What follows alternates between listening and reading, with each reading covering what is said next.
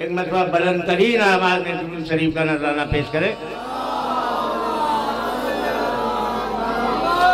बारगाहे हजरत इमाम हुसैन जो फर्जंदे फातिमा जहरा निवासे रसूल मोहम्मद साहब जो अली के बेटे कायनात आलम में बाद मोहम्मद अरबी अली से जैसा कोई बहादुर नजर नहीं आया, जिसका मिजाज तन्हाइयों में रहने का है।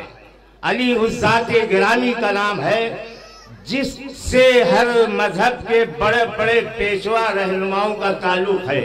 ये अली वो है जिसके लिए गैर मुस्लिमों का अकीदा ये है कि या अली या हैदरम, तू ही आका आक़ियम, तू ही मौला मौलियम, तू ही धरती अम्बरम, रूप तेरा अद्भुतम, तू ही संकट मोचनम, या अली या हैदरम।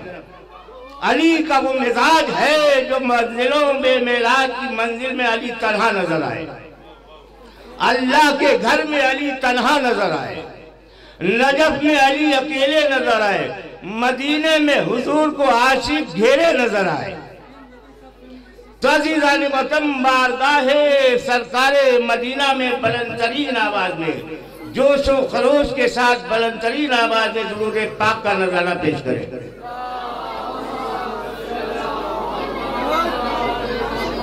तो ये अज़मत हुसैन है जिसके लिए शायर कहता है कि बातिल को हक की राह दिखाया हुसैन ने।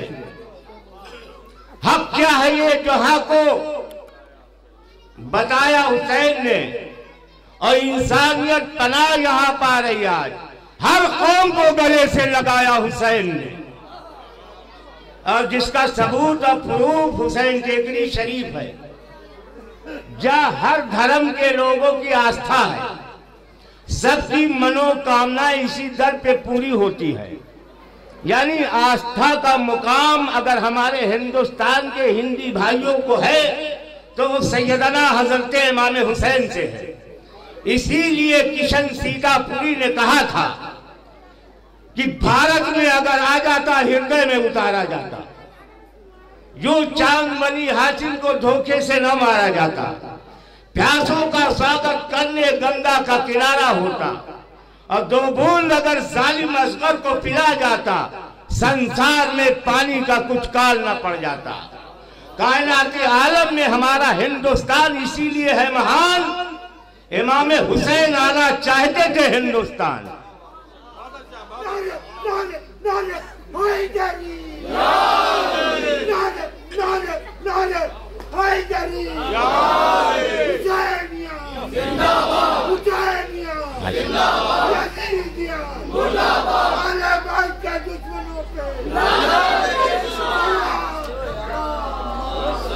तो हमारे कायनात आलम में हमारा हिंदुस्तान इसीलिए है महान कि दुनिया में उस जमाने में बहुत से इस्लामी ममालिक थे, लेकिन इमाम हुसैन ने वहां जाने की कोई फरमाइश नहीं की।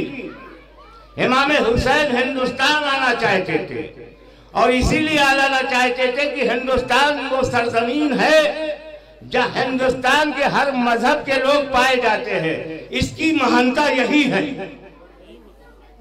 भाई हिंदुस्तान की महानता क्या है? हर मजहब के लोग यहाँ पाए जाते हैं।